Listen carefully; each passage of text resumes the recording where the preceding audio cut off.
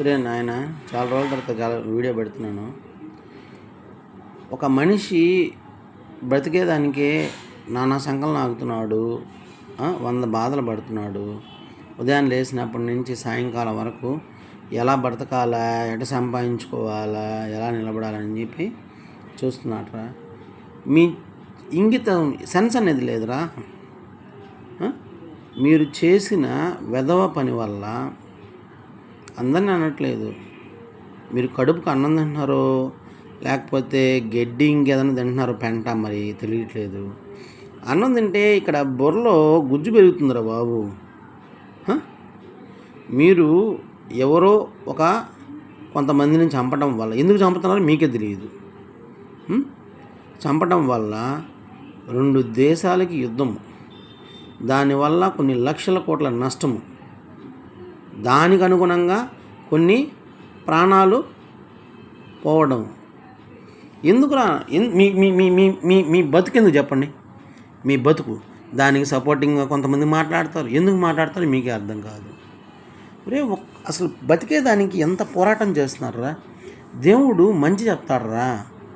ఒరే ఉన్మాద నా కొడకలారా, ఏ దేవుడైనా సరే మంచి చెప్తాడు, చెడు చెప్పడు.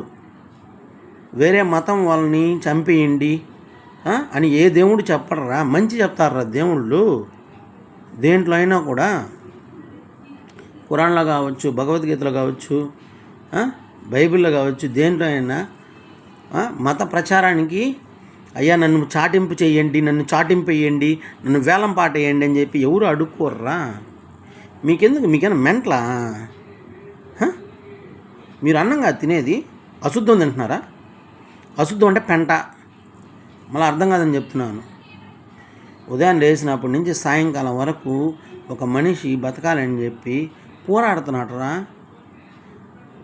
10 రూపాయల కోసం కష్టపడుతున్నారా.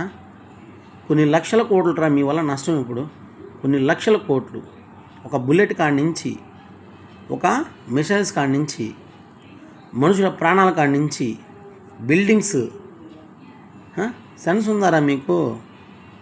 మీరు మనుషులా లేకపోతే మృగాల, జంతువులకైనా పుట్టారా? జంతువులకే పుట్టుండొచ్చు, ఎందుకంటే ఆలోచన లేకుండా ఉంది కదా. ఆలోచన ఉండేవాడైతే మనిషి కదా. అవునా కాదా? మత ప్రవర్త అని చెప్పి దేంటో చెప్పండిరా. మీరు చంపుతున్నారు, అది పాపం కదా. మీరు చేసినందువల్ల కదా ఇప్పుడు యుద్ధాలు స్టార్ట్ అయినాయి. మీకు మా భాష అర్థం